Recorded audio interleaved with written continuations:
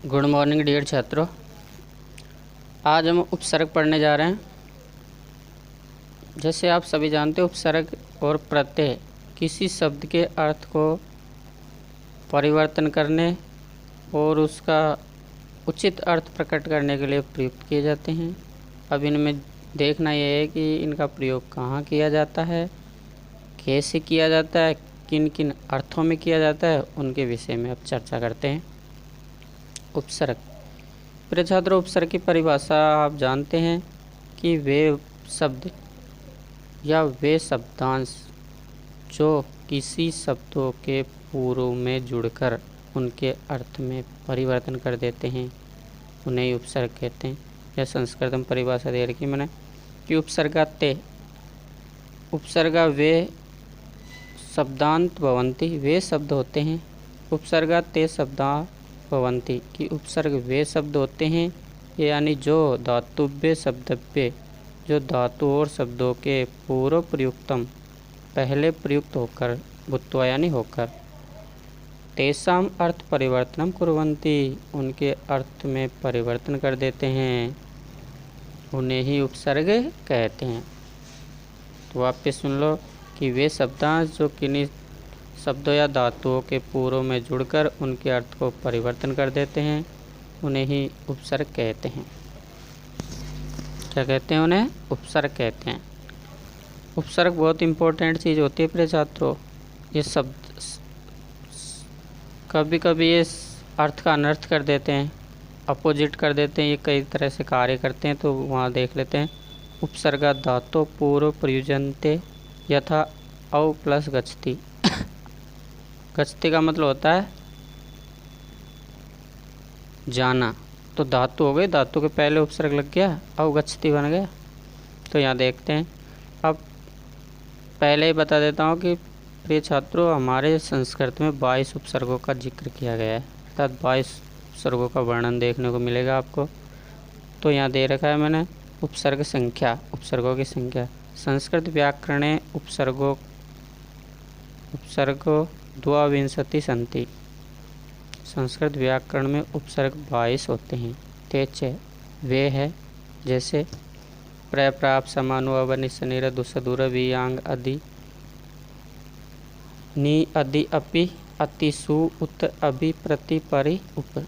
लगभग 22 उपसर्ग होते हैं। तो प्र प्रा अप सम अनु अव निस निर दुस दुर वि आंग नि अदि अपि अति सु उत अभि प्रति परि उप। 10-15 बार जब आप इनका रिवीजन करोगे तो आपको याद हो जाएगा। जल्दी जल्दी करना। जैसे मैं बोलता हूँ प्र प्राप समान व निस निर दुस दूर वियांग नि अदि अपि अति सु उत अभि प्रति परि उप। जब 10 बार ऐसे बोलने लग जाओगे क्रम से तो आपको ये याद हो जाएंगे। उपसर्ग प्र, जब अपन ने 22 उपसर्ग लिए कि 22 उपसर्ग निम्न प्रकार से होते हैं, तो पहला उपसर्ग है प्र उपसर्ग। अब प्र उपसर्ग को हम ध्यान से पढ़ेंगे कि इसका प्रयोग कहाँ होता है, किन किन अर्थों में होता है और कैसे अर्थ परिवर्तन कर देते हैं। देख लो। प्र उपसर्ग का प्रयोग उत्तम के अर्थ में प्रकट होता है, जैसे प्रकृष्ट उत्तम आदमी के अर्थ में। प्रकृष्ट उत्कृष्ट के कार्य में करता है, असीमित के कार्य में करता है और अधिक के अर्थ में भी किया जाता है। देखो कितने प्रयोग किए, कितने अर्थों में इसका प्रयोग किया जाता है। प्र उपसर्ग का उत्तम के, प्रकृष्ट के, उत्कृष्ट के, असीमित अथवा अधिक के अर्थ में प्रयोग किया जाता है। जैसे उदाहरण बने इसके प्र प्लस भू प्रभवती, उत्पन्न होता है। प्रक्रि प्रकरोति, संपन्न करता है। प्रधाव प्रधावती, तेज दौड़ता है। प्रपठ प्रपठती, प्रकृष्ट रूप से पढ़ता है। फिर है प्राउपसर्ग। प्राउपसर्ग का प्रयोग कहाँ होता है वो पढ़ लो। प्राउपसर्ग का प्रयोग पीछे, विपरीत, पृथक तथा अनंतर अर्थ में किया जाता है। वापस पढ़ लो। प्राउपसर्ग का प्रयोग पीछे, विपरीत, पृथक तथा अनंतर अर्थ में किया जाता है। जैसे प्राक्री प्राकृति, दूर करता है। प्राकृति क्रि धातु है बेटा, क्रि धातु का अर्थ होता है करना और प्रा का अर्थ हो गया दूर के अर्थ में। तो यहाँ इसका अर्थ हो गया दूर करता है, प्राकृति। या निराकरण करता है, अर्थात उस चीज़ से निराकरण कर लेना। पराक्रम, प्रक्रमति, प्रक्रमति, पराक्रमति यानी पराक्रम करता है या पराक्रम दिखाता है। प्राभु, प्राभवति, देखो भौतिक अर्थ होना होता है, लेकिन यहाँ इसका अर्थ हो गया हराता है। प्रा उपसर्ग जुड़ते इसका अर्थ ही बदल गया, हराता है। पराजित, पराजय, पराजित होता है। तीसरा उपसर्ग है प्रिय छात्रों अपउपसर्ग। अपउपसर्ग का प्रयोग हानि पहुंचाना या अलग होना इत्यादि अर्थ में किया जाता है। वापस सुन लो, अपउपसर्ग का प्रयोग हानि पहुंचाना या अलग होने के अर्थ में भी इसका प्रयोग किया जाता है। जैसे अप अर्थी, है धातु है प्रिय छात्रों, है का मतलब होता है हरण के अर्थ में प्रयोग होता है इसका। अपअर्थी, अपहरण करता है। अपक्री, अपकरोति, अपकार करता है। आ उपसर्ग जुड़ गया, इसमें दो उपसर्ग आगे। अपाक्री, अपा करोति, दूर करता है। अपव्यय, अधिक खर्च करता है। अपव्यय मतलब धन खर्च करने के अर्थ में आता है इसका प्रयोग, अपव्यय।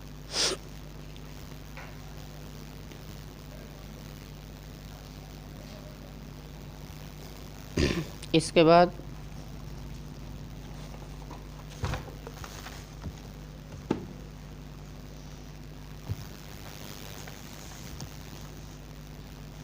आपके पास समोपसर्ग पढ़ते हैं। समोपसर्ग का प्रयोग अच्छा, अच्छी तरह, पूर्ण, संयुक्त तथा साथ के अर्थ में भी होता है। अधिकतर सम का प्रयोग साथ में देखा जाता है प्रिय छात्रों, साथ के अर्थ में प्रकट करना। तो सम प्लस भू संभवती, उत्पन्न होना होता है। यह संभावना के अर्थ में भी इसका प्रयोग होता है, संभवती, संभावना। समगम, संगच्छति, साथ जाता है। 9th में दे रखा है पहले ये वर्ड तुम्हारे, संगच्छति, साथ जाना। सम प्लस गम, संगच्छति, साथ जाता है। समनि, सन्नयति, अच्छी तरह ले जाता है। नयति में नी धातु है, फिर जाता नी का अर्थ होता है ले जाना, नी धातु का अर्थ होता है ले जाना। जब समोपसर्ग लग गया तो साथ के अर्थ हो गया अच्छी तरह ले जाता है। सम प्लस नी, सन्नयति, अच्छी तरह ले जाता है। समस्मृह, स्मृह का मतलब होता है याद करना, तो समस्मृति, याद करता है। ये समुपसर्ग है। इसके बाद अगला उपसर्ग है प्रिय छात्रों अनुपसर्ग।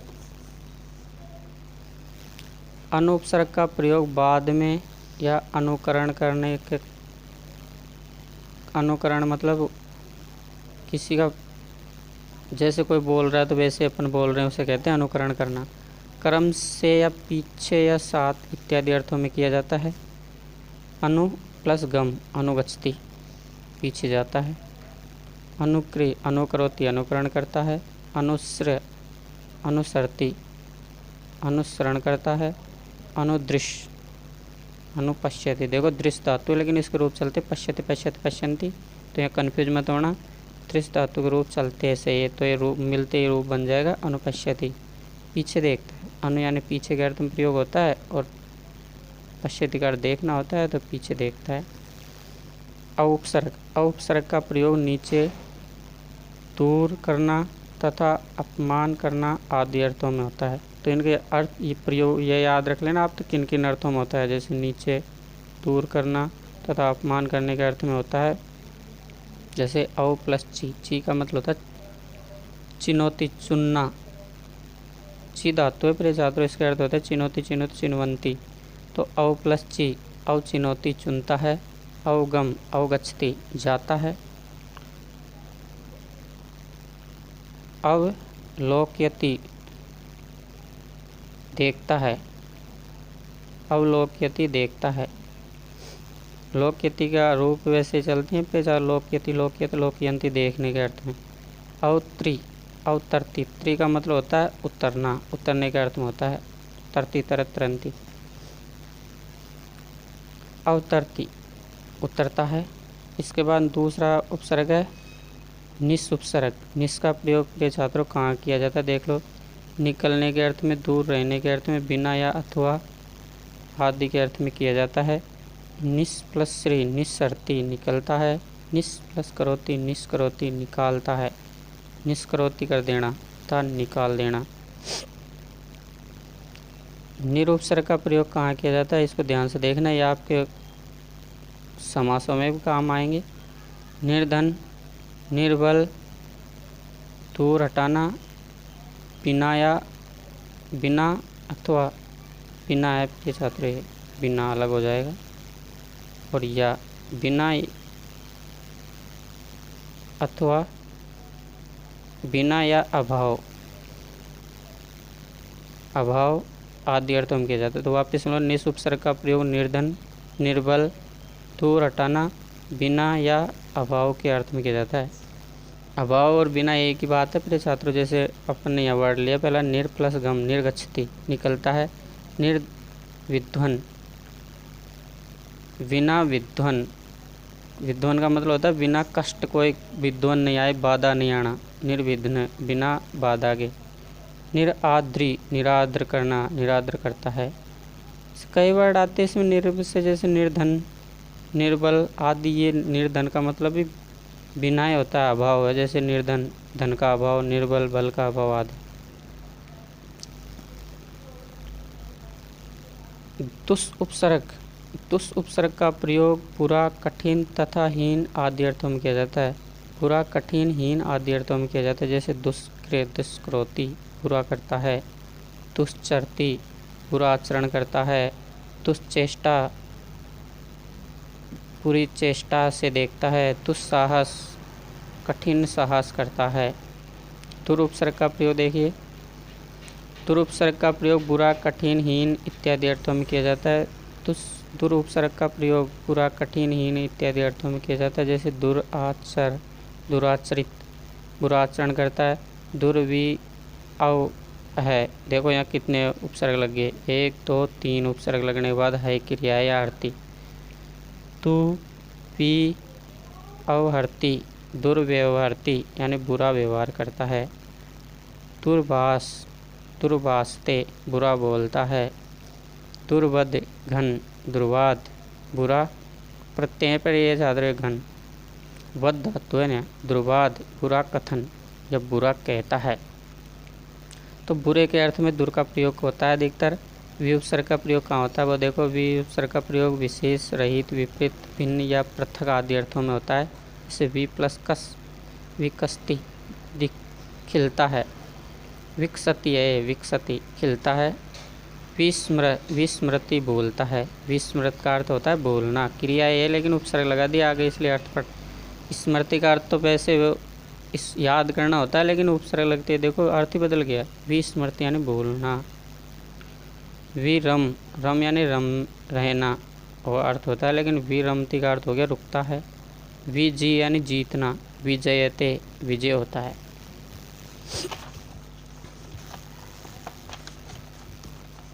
अगला पढ़ते हैं प्रिय छात्रों, आंग उपसर्ग। आंग में आ शेष रहता है, आ जुड़ता है, देखो आगे। आंग उपसर्ग का प्रयोग चारों ओर, पूरी तरह अथवा स्वल्प आदि अर्थों में किया जाता है। जैसे वह यानी वहना, धार, वहना यानी ढोना अर्थ होता है इसका। आंग वह आवहति धारण करता है।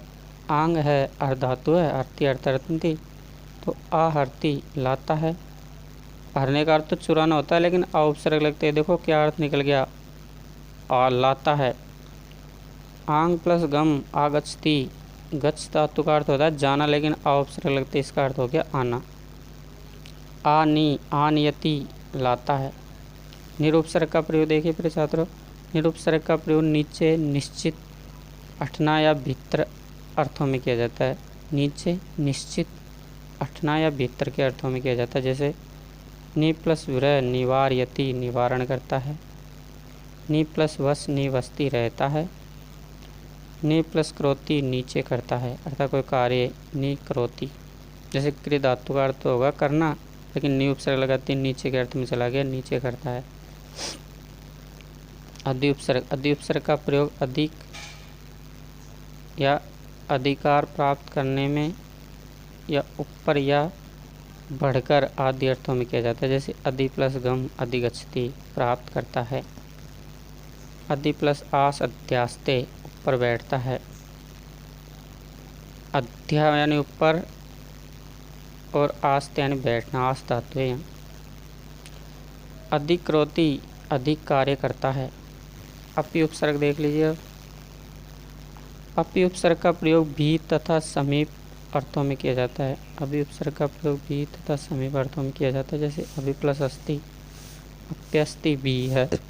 अपि प्लस आगम, अप्यागच्छति भी आता है। अति उपसर्ग का प्रयोग देख लीजिए। अति उपसर्ग का प्रयोग अधिक, बहुत, बढ़कर तथा अतिक्रम आदि अर्थों में किया जाता है। जैसे अति प्लस क्रम, अतिक्रमति, अतिक्रमण करता है। अति प्लस अंत, अत्यंत, बहुत ज़्यादा। अति प्लस आंग, चर, अत्याचरति, अत्याचार करता है। अति प्लस आंग, अधिक, आदर करता है। अत्यादरति, विग्रह करेंगे तो अति प्लस आदरति हो जाएगा, अधिक आदर करता है। सु उपसर्ग, 17वां उपसर्ग है सु। सु का अर्थ ज़्यादा सुंदर के अर्थ में किया जाता है। श्रेष्ठ, देखो कितने अर्थ, सुंदर, श्रेष्ठ, पूर्णता तथा बहुत अधिक आदि अर्थों में किया जाता है। जैसे सु प्लस शुभ, सुशोभित, अच्छी तरह शोभित होता है। सु प्लस सुशिक्ष्यति, अच्छी तरह शिक्षित होता है। सुचित, सुसिक्तम, अच्छी तरह से सींचा गया। उत उपसर्ग देखिए। उत उपसर्ग का प्रयोग कहाँ होता है? उत उपसर्ग का प्रयोग ऊपराना अथवा बाहर निकलना आदि अर्थों में होता है। जैसे उत प्लस भू, उद्भवती, निकलता है, उत्पन्न होता है। उद्भवती का मतलब उत्पन्न होना भी होता है।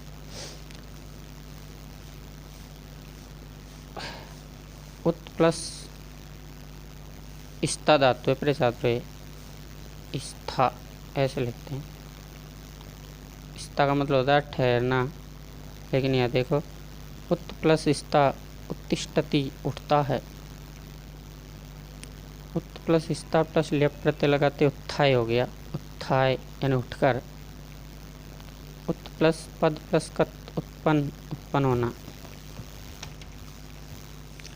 19वां प्रत्यय है अभी। अभी उपसर्ग का प्रयोग कहाँ कहाँ होता है वो समझ लीजिए। अभी उपसर्ग का प्रयोग समीप के अर्थ में, की ओर अथवा श्रेष्ठ आदि अर्थों में किया जाता है। जैसे अभिनी, अभिनयति, अभिनय करता है। नी धातु का अर्थ वैसे ले जाना होता है, लेकिन अभी उपसर्ग लगते हैं, देखो अर्थ ही बदल गया। अभिनयति, अभिनय करता है। अभिष्ट, वांछित, अभिष्ट का मतलब होता है वांछित। अभिनिविश यानी अभिनिविशते, मन लगता है। अभी आ और गम धातु कत प्रत्यय, दो उपसर्ग एक धातु और कत प्रत्यय मिलकर बना अभ्यागत यानी शरण में आया हुआ। अभ्यागत यानी शरण में आया हुआ। फिर छात्रों ये उपसर्ग आपको वहाँ भी काम आएंगे जब संस्कृत बनाने में, संस्कृत अनुवाद करने में कई जगह काम आती हैं चीज़ें। प्रति उपसर्ग आया। फिर 20वां प्रति उपसर्ग का प्रयोग कहाँ होता है? एक तो विपरीत के अर्थ में अथवा बदले में इत्यादि अर्थों में किया जाता है इसका। जैसे प्रतिवद, प्रतिवदति, जवाब देता है। प्रति उत्तम, प्रत्युत्तम, जवाब देना, उत्तर देना। प्रति आगम, प्रत्यागच्छति, पुनः आता है। प्रति एक, प्रत्येक, एक एक। फिर अब परिउपसर्ग। परिउपसर्ग का प्रयोग समीप अथवा चारों ओर आदि अर्थों में किया जाता है। जैसे परि प्लस कम, प्रकम्मति, परिक्रमा करता है, चारों ओर के अर्थ में हो गया। परिहस्ति, परिहास करता है। परिवर्तयति, परिवर्तित करता है।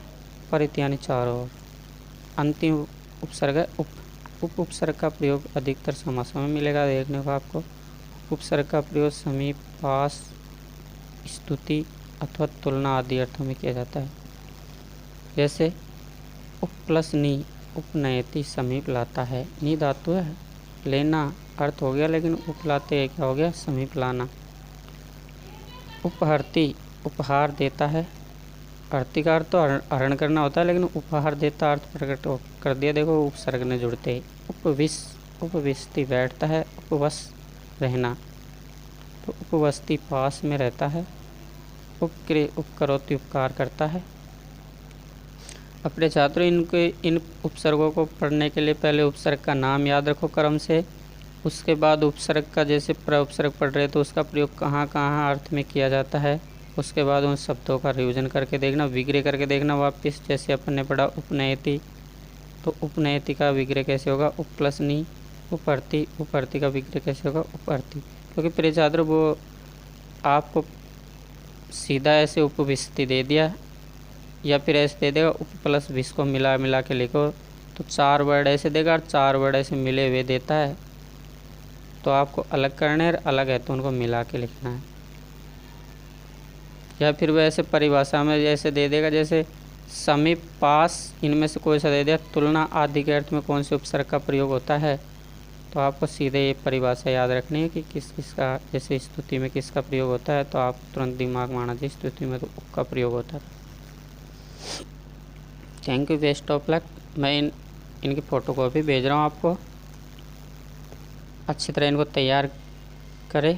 धन्यवाद।